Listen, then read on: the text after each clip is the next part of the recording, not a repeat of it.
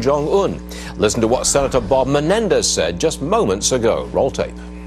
I have to be honest with you, this is the weakest statement I have ever seen come out of any engagement with North Korea, much less at the highest ranking of the President of the United States meeting with Kim Jong Un. It's amazing.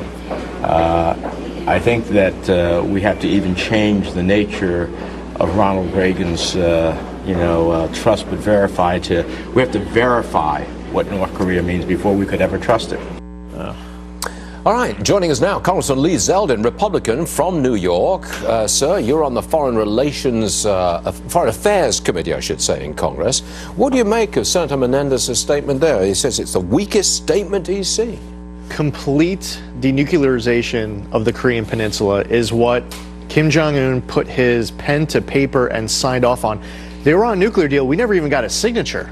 That's true. To that respect, the president has already made further progress with North Korea in getting the leader that you're negotiating with to actually sign. But complete denuclearization of the Korean Peninsula and also putting pen to paper as far as peace on the Korean Peninsula, that's a pretty good step for a first meeting. You mentioned the Iran nuke deal, which we're trying to walk away from, it looks like. The Iranians would surely have been looking at that summit, and they'll look at what Kim gets if he indeed gets rid of his nukes. They're looking closely at that deal. That's right, and it's important for us to be learning our lessons of the past, because in the Iran nuclear deal, we agreed to a sunset provision that we shouldn't have. We agreed to a verification regime that has no United States weapons inspectors inspecting Iran. You didn't deal with any of Iran's other bad behaviors. Now, also learning lessons of our past relationship with North Korea. What did Bill Clinton do wrong in establishing the framework in the 90s?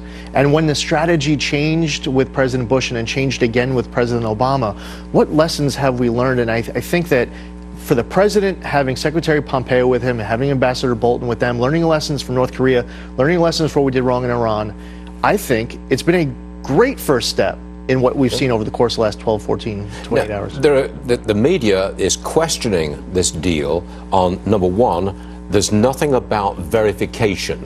The words irreversible and verifiable were not in the agreement, so there's some criticism there.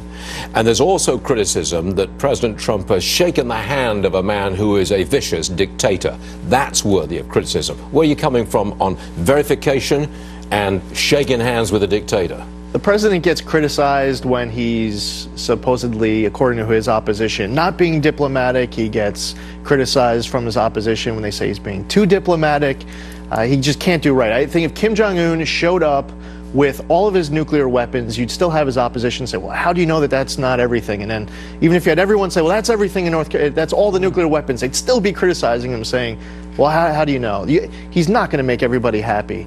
But the president is sitting down with a foreign leader. This is a first meeting between them, and he's trying to get that foreign leader to sign a document agreeing to complete denuclearization, something now inherited of generations in his own country.